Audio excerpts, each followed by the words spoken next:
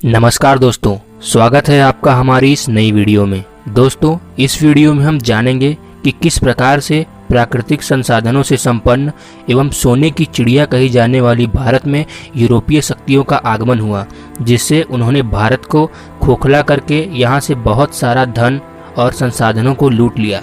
तो दोस्तों, इस वीडियो में हम ये जानेंगे कि किस तरीके से पुर्तगालियों, डचों और ब्रिटिश ने हमारे सोने की चिड़िया यानी भारत को किस प्रकार से लूटा और इसे खोखला कर दिया। तो चलिए वीडियो को शुरू करते हैं। दोस्तों, यूरोपियन कंट्रीज का इंडिया में आना इस बात पर निर्भर करता था कि यूरोपियन मार्केट में इंडिया के बने सूती कपड़े, रेशम और मसालों की बहुत ज़्यादा डिमांड थी। इस डिमांड की पूर्ति के लिए ही यूरोपियन कंट्रीज इंडिया की ओर रुख करने लगे और इंडिया में मार्केट स्टेबलाइज करने का ट्राई करने लगे, और इसलिए काफ़ी सारे यूरोपीय कंट्री जैसे पुर्तगालियन और डच तथा ब्रिटिश जैसे देश यहाँ पर आए और आधिपत्य जमाने का प्रयास किए। दोस्तों, यूरोपियन कंट्रीज में सबसे पहले पुर्तगाल ने भारत की ओर रुख किया। पुर्तगाल का विचार यह था कि जिस प्रकार भारत में बने उत्पाद जैसे रेशम के कपड़े और मसाले यूरोपियन कंट्री में इतना ज़्यादा प्रॉफिट ले रहे हैं, तो क्यों ना भारत से कच्चा माल उठाया जाए और पुर्तगाल में ही उसे बनाकर खुद व्यापार में अच्छा मुनाफा कमाया जाए। तो इन्हीं सभी के बीच पहले पुर्तगाली नाविक जो कि वास्को डी गामा थे, जिन्होंने 20 मई 1498 को भारत की खोज की थी, उनके भारत आगमन से पुर्तगालियों और भारतवासियों में व्यापार का शुभारंभ हो गया। इसी प्रकार धीरे धीरे पुर्तगाली भारत की ओर रवाना होते गए और इन्हीं सभी के बीच एक कैप्टन जो कि पेड्रो अल्वारेज केब्रल थे, वे 13 जहाज के बेड़ों के साथ पुर्तगाल की राजधानी लिस्बन से भारत की ओर रवाना हो गए। दोस्तों, जब कैप्टन पेड्रो अल्वारेज केब्रल 13 जहाज़ों के साथ इंडिया में आए, तो इंडिया में रह रहे पुर्तगालियों और कैप्टन को बहुत ज़्यादा पावर मिलनी स्टार्ट हो गई। इन पावर का यूज करके कैप्टन ने सबसे पहले 1503 ईस्वी में भारत के कोच्चिन पर अपना कब्जा कर लिया। कोच्चिन पर कब्जा करने के बाद उन्हें थोड़ी और कॉन्फिडेंस मिलनी स्टार्ट हो गई। इसी कॉन्फिडेंस के साथ वो भारत के दमन दीव, गोवा और हुगली के बंदरगाहों पर छोटे छोटे कमरे बनाना स्टार्ट कर दिए। इन कमरों से वो भारत में छोटे मोटे व्यापार और अच्छे खासे मुनाफे कमाना स्टार्ट कर दिए। और देखते ही देखते 1505 ईस्वी तक ये भारत के हर एक कोने में अपने छोटे छोटे बिजनेस की कोठियाँ बनाना स्टार्ट कर दी। और 1505 ईस्वी तक इतने सारे बिजनेस की कोठियाँ बन गई थी कि पूरे इंडिया में अपना बिजनेस स्टार्ट कर चुके थे। भारत में इतने जगहों पर बिजनेस की छोटी छोटी कोठियाँ बन चुकी थी कि इन्हें हैंडल करने के लिए पुर्तगालियों की ओर से किसी गवर्नर की ज़रूरत पड़ी। और इसी गवर्नर की ज़रूरत को पूरा करने के लिए सबसे पहले गवर्नर 1505 ईस्वी में फ्रांसिस्को डी अल्मीड़ा आए और ये गवर्नर बनने के पद से इंडिया में आए थे। पर भारत के राजा और महाराजाओं ने इन्हें गवर्नर नहीं बनने दिया, किंतु ये 1505 ईस्वी में आए थे और 1509 ईस्वी तक भारत में ही रहे। दोस्तों, जब फ्रांसिस्को डी अल्मीड़ा भारत आया तो राजा महाराजाओं ने इसे पुर्तगालियों का गवर्नर नहीं बनने दिया, किंतु 1509 ईस्वी तक भारत में खुद आंतरिक प्रतिक्रिया इतनी बढ़ गई थी, जिससे 1509 ईस्वी में एक पुर्तगाली गवर्नर अल्बुबर्क भारत आया और ये पुर्तगालियों की ओर से पुर्तगाल का गवर्नर बनके बिजनेस हैंडल करने लगा। दोस्तों, अगर असली मायनों में कहा जाए तो अल्बुबर्क ही भारत में पुर्तगाली साम्राज्य का वास्तविक संस्थापक था। इसने फारस की खाड़ी और लाल सागर तक पुर्तगालियों का बहुत बड़ा साम्राज्य बढ़ा दिया था और 1510 ईस्वी में इसने गोवा पर आधिपत्य जमा लिया और गोवा को पुर्तगालियों की बिजनेस राजधानी यानी औद्योगिक राजधानी घोषित कर दिया। और इसके बाद भी पुर्तगालियों का साम्राज्य विस्तार रुका नहीं और बढ़ता गया। 1518 ईस्वी में श्रीलंका के बहुत सारे समुद्री किनारे और अनेक प्रदेश पुर्तगाली साम्राज्य में विलीन हो गए। भारत में बसीन 1537 ईस्वी में दीव व 1538 ईस्वी में दमन भी पुर्तगाली साम्राज्य का अंग बन गए। और धीरे धीरे करते करते भारत का संपूर्ण विदेशी व्यापार पुर्तगालियों के कंट्रोल में आ गया था। लगभग 100 सालों तक पुर्तगालियों ने भारत के ही द्वारा बनाए गए कच्चे माल से ईस्टर्न कंपनियों से अच्छा बिजनेस किया और एक अच्छा खासा नेटवर्थ यानी अच्छा खासा मुनाफा जनरेट कर लिया, किंतु ये अपने बिजनेस को भारत में लंबे समय तक हैंडल नहीं कर सके। इनके द्वारा बनाए गए खराब नियम ही इनके पतन का कारण बन गए। इनके गंदे धार्मिक नियम के कारण शाहजहां ने इनसे हुगली छीन ली और मराठाओं और मुगलों ने इनसे सलासीट और बसीन छीन लिया तथा इनका साम्राज्य केवल गोवा दमन एवं दीव तक ही सिमट कर रह गया। तो चलिए दोस्तों जानते हैं कि इनका भारत में पतन किस प्रकार हुआ, कौन कौन से ऐसे फैक्टर्स थे जो पुर्तगालियों के पतन के कारण बने। तो चलिए जानते हैं कि पुर्तगालियों के दमन के या पतन के कारण कौन कौन से थे। दोस्तों, पुर्तगालियों के भारत में पतन होने के 5 मुख्य कारण थे। इनका पहला कारण यह था कि इनकी धार्मिक नीति काफ़ी खराब थी। ये इंडिया में ईसाई धर्म के प्रचार व प्रसार करना चाहते थे और इन्हीं प्रचार व प्रसार करने के लिए वो हिंदुओं और मुस्लिमों को जानबूझकर ईसाई धर्म में परिवर्तित होने के लिए बलपूर्वक प्रेरित करते थे, जिससे स्थानीय लोगों के द्वारा इनका विद्रोह होना स्टार्ट हो गया। पुर्तगालियों के पतन का दूसरा मुख्य कारण इनका अव्यवस्थित शासन था। न्याय प्रणाली में हमेशा से ही पुर्तगालियों के प्रति पक्षपात किया जाता था और भारतवासियों को दंड का सामना करना पड़ता था। इसीलिए लोकल पब्लिक इनके अगेंस्ट जाने लगी और इनका विद्रोह करने लगी। पुर्तगालियों के भारत में पतन का तीसरा मुख्य कारण इनके अयोग्य अधिकारी थे। फ्रांसिस्को डी अल्मीडा और अल्बुबर्ग के बाद कोई भी ऐसा अधिकारी नहीं आया जो कि इनके बिजनेस को हैंडल कर सके और आगे की ओर बढ़ा सके। सभी अधिकारी हमेशा से ही अपने फुट पानी में लगे रहते थे। पुर्तगालियों के पतन का चौथा प्रमुख कारण अंतरजातीय विवाह था। ये अपनी जनसंख्या बढ़ाने के लिए भारतवासी यानी हिंदू धर्म से ही शादी करने लगते थे और अपनी जनसंख्या बढ़ाने के लिए जबरदस्ती उनसे ब्याह करने लगते थे, जिससे लोकल पब्लिक इनके अगेंस्ट जाने लगी और इनका विद्रोह करने लगी। पुर्तगालियों का भारत में पतन का 5वां कारण डच थे, जो कि हॉलैंड से आए थे। ये भी भारत पर कब्जा करना चाहते थे। इसी वजह से पुर्तगालियों और डचों के बीच युद्ध हुआ और पुर्तगालियों का काफ़ी ज़्यादा नुकसान देखने को मिला और डचों ने भारत की ओर आधिपत्य जमाने का प्रयास किया और पुर्तगालियों को पराजित करके भारत की ओर रुख किया और भारत की ओर चलने लगे। दोस्तों, इसी प्रकार पुर्तगालियों का पूर्णतः पतन हो गया और डच भारत की ओर रुख करने लगे। तो चलिए अब हम ये जानते हैं कि किस तरीके से डच भारत में आए और वे कैसे शासन किए पुर्तगालियों को हराने के बाद। दोस्तों, डचवासी ये चाहते थे कि उन्हें कैसे भी करके एशिया के साउदर्न ईस्ट मसाले मार्केट का कंट्रोल मिल जाए और इसकी पूर्ति के लिए उन्होंने पुर्तगालियों से भीषण युद्ध लड़ी और इस युद्ध का परिणाम यह हुआ कि 1602 ईस्वी में डच ईस्ट इंडिया कंपनी की स्थापना हो गई और ये युद्ध ऐसे ही चलता रहा तथा पुर्तगालियों का भारत में वर्चस्व कम होता गया और डच वासियों का भारत में वर्चस्व बढ़ता ही गया। और देखते ही देखते 1639 ईस्वी में डच वासियों ने गोवा, 1641 ईस्वी में मलक्का और 1658 ईस्वी में डच वासियों ने सिलोन को पुर्तगालियों से छीन लिया। और देखते ही देखते डच वासियों ने भी पुर्तगालियों की तरह अपने छोटे छोटे बिजनेस की कोठियाँ मछलीपट्टनम, पुलिकट और सूरत में स्टेबलाइज करना स्टार्ट कर दिए थे, जिससे वे छोटे पैमाने पर व्यापार को अंजाम दे सकें।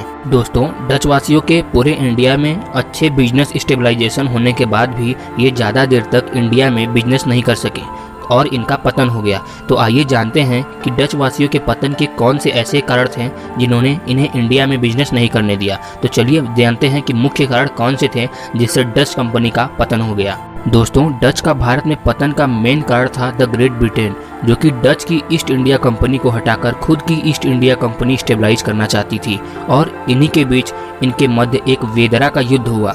इस वेदरा के युद्ध में डचों का भारत से पूरी तरीके से पतन हो गया। दोस्तों, आइए अब हम डिटेल में समझते हैं कि वेदरा के युद्ध में क्या हुआ था जिससे डचों का भारत से पूरी तरीके से पतन हो गया।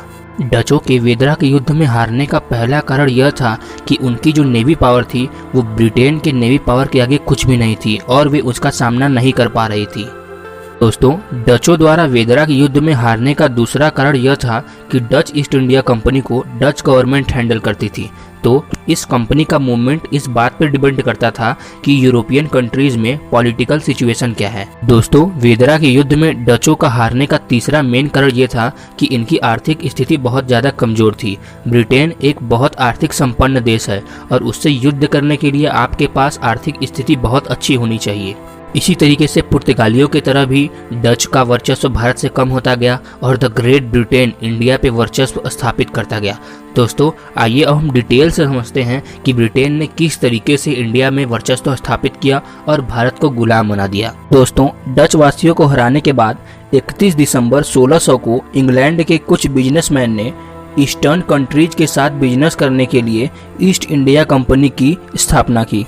दोस्तों, क्या आपको पता है कि इस कंपनी का रियल नेम क्या था? तो दोस्तों, इस कंपनी का real name the government and the company of merchants of London trading into the east Indies था। इंग्लैंड की राजकुमारी एलिजाबेथ फर्स्ट ने ईस्ट इंडिया कंपनी को ये ऑफिशियल नोटिस दे दिया कि आप 15 साल तक ईस्ट इंडिया कंपनी से ईस्टर्न कंपनियों में बिजनेस कर सकते हैं। सन 1615 ईस्वी तक इंग्लैंड के राजा ये चाहते थे कि वो इंडिया में ईस्ट इंडिया कंपनी को ले आएं और बिजनेस और फैक्ट्रीज का निर्माण करें, लेकिन यह इतना आसान नहीं था।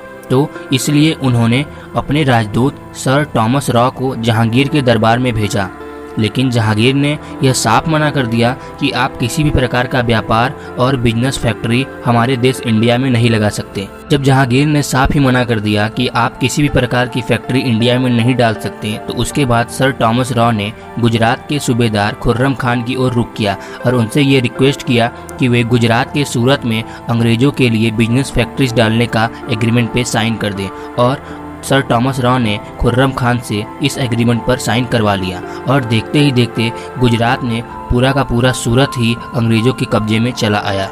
जब खुर्रम खान ने अंग्रेजों को सूरत में बिजनेस फैक्ट्रीज डालने का आदेश दे दिया, तो अंग्रेज इसके साथ ही गोलकुंडा के सुल्तान के पास गए और गोलकुंडा के सुल्तान से ये रिक्वेस्ट किया कि उन्हें गोलकुंडा में भी बिजनेस फैक्ट्रीज डालने का अनुमति दे दिया जाए। और गोलकुंडा के सुल्तान ने 1611 ईस्वी में अंग्रेजों को मछलीपट्टनम में बिजनेस फैक्ट्रीज खोलने के एग्रीमेंट पर साइन कर दिया। दोस्तों, और देखते ही देखते अंग्रेजों का लालच इतना ज़्यादा बढ़ गया कि उन्होंने 1635 ईस्वी तक हरिहरपुर, बालासोर और 1651 ईस्वी में हुगली, पटना एवं कासिम बाजार के राजाओं और महाराजाओं की अनुमति से बहुत सारी बिजनेस फैक्ट्रियां डाल दी और वहां से अच्छा खासा मुनाफा भी जनरेट करने लगे।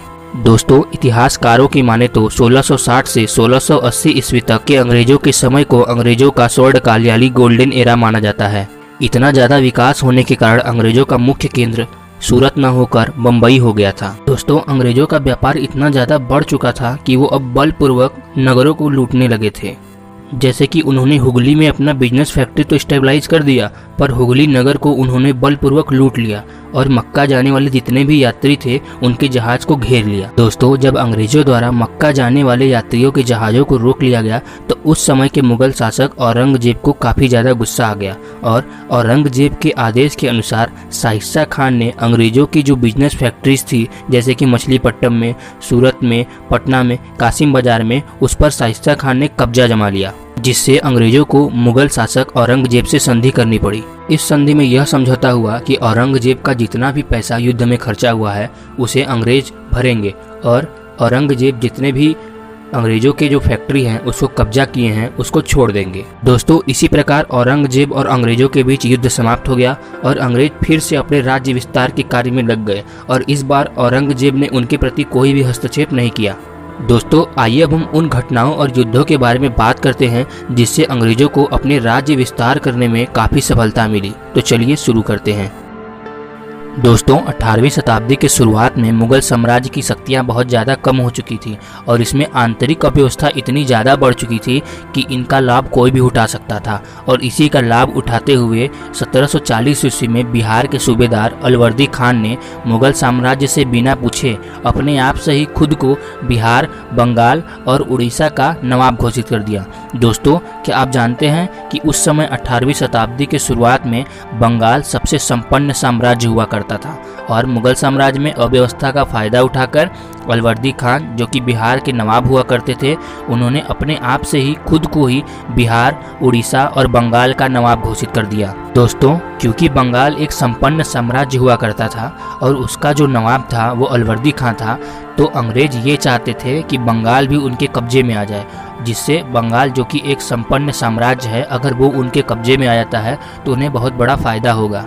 दोस्तों, कुछ ऐसा हुआ कि 1756 ईस्वी में अलवर्दी खां की मृत्यु हो गई और उसका नाती सिराजुद्दौला बिहार, बंगाल और उड़ीसा के नवाब के तौर पे गद्दी पर बैठा और इधर अंग्रेज बंगाल को हड़पने के लिए एक षड्यंत्र बनाते रहे और इसी षड्यंत्र का परिणाम यह निकला कि अंग्रेजों और सिराजुद्दौला के बीच एक प्लासी का युद्ध हुआ। तो दोस्तों, आइए जानते हैं कि इस प्लासी के युद्ध में क्या हुआ और इस प्लासी के युद्ध में किस तरीके से अंग्रेज इस बंगाल के साम्राज्य को हड़पने में सफल रहे। दोस्तों, प्लासी के युद्ध की शुरुआत कुछ इस तरीके से हुई कि बंगाल एक संपन्न साम्राज्य था और वहाँ के नवाब सिराजुद्दौला थे, तो अंग्रेज ये चाहते थे कि बंगाल को हड़प लिया जाए।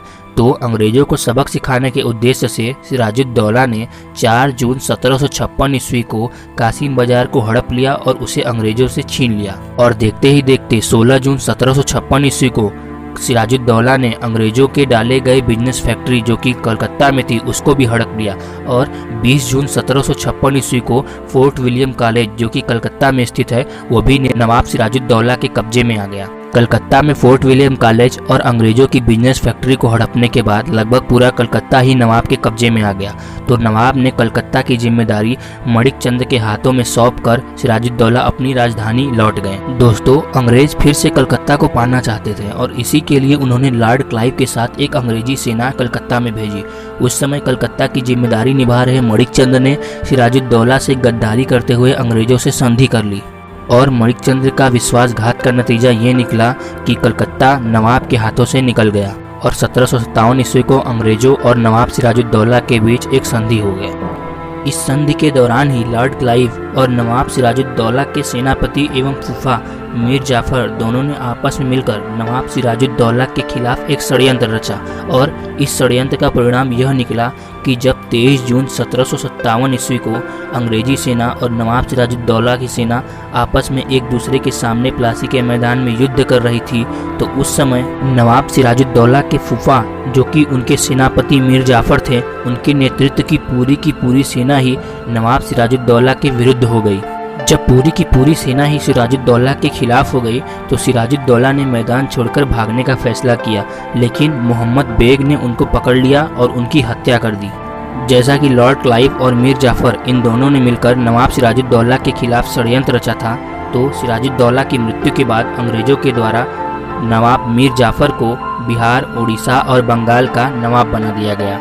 लेकिन कुछ ही समय बाद मीर जाफर और अंग्रेजों के बीच कुछ अटपट देखने को मिली, तो इसलिए अंग्रेजों ने मीर जाफर को नवाब के पद से हटाकर उसके पुत्र मीर कासिम को बिहार, बंगाल और उड़ीसा का नवाब बना दिया। दोस्तों, जब मीर कासिम नवाब बन गया तो वह अंग्रेजी व्यापारियों की तरह भारतीय व्यापारियों को भी करों में छूट देने लगा और सभी सुविधाएं देने लगा और अवध के नवाब शुजाउद्दौला और मुगल सम्राट शाह आलम से संधि कर लिया। ये सब चीज़ें अंग्रेजों को अच्छी नहीं लगती थी और इन्हीं सब चीज़ों का परिणाम ये निकला कि 23 अक्टूबर 1764 ईस्वी को बक्सर में अंग्रेजों और मीर कासिम, शुजाउद्दौला और शाह आलम के बीच बक्सर का युद्ध हुआ। इस युद्ध का परिणाम यह निकला कि इस युद्ध में भी अंग्रेजों की ही जीत हुई और मीर कासिम भाग गया और 1777 ईस्वी में दिल्ली में उसकी मौत हो गई। 3 मई 1765 ईस्वी को शुजाउद्दौला और शाह आलम को कड़ा के युद्ध में आत्मसमर्पण करना पड़ा। दोस्तों, इसी तरह बक्सर का युद्ध भी अंग्रेजों ने जीत लिया और बक्सर का युद्ध जीतने से अंग्रेज बिहार, उड़ीसा, बंगाल, बक्सर इत्यादि जगह पर राज्य विस्तार करने में सफल हो गए। दोस्तों, जहां प्लासी का युद्ध अंग्रेज षड्यंत्र से जीते थे, वहीं बक्सर का युद्ध उन्होंने अपनी सेना के बलबूते जीता। दोस्तों, आगे भी मुगलों और अंग्रेजों की भी बहुत सारी लड़ाइयां लड़ी गईं, लेकिन प्लासी का युद्ध और बक्सर का युद्ध जो कि 1764 ईस्वी में हुआ था, इसके बाद से ही अंग्रेज पूर्णतः भारत पर आधिपत्य जमाने के लिए सफल हो गए और यहीं से हमारा देश भारत गुलाम हो गया और अंग्रेजों की गुलामी को सहन करता रहा। दोस्तों, उम्मीद करता हूं कि आपको पुर्तगालियों से लेकर ब्रिटिश शासन की गुलामी तक का सफ़र समझ में आ गया होगा और आगे आने वाली वीडियो में हम ये जानेंगे कि किस तरीके से हमारा गुलाम देश भारत ब्रिटिश शासन से आज़ाद हुआ। तो उम्मीद करता हूँ कि आपको ये पूरा वीडियो थोड़ा इन्फॉर्मेटिव लगा होगा। अगर इन्फॉर्मेटिव लगा हो तो लाइक कर दे और दोस्तों के साथ शेयर कर दे, और अगर चैनल पर पहली बार आए हैं तो उस रेड कलर के सब्सक्राइब बटन को हिट कर दे और उसके बगल के बेल आइकन को भी ऑन कर दे।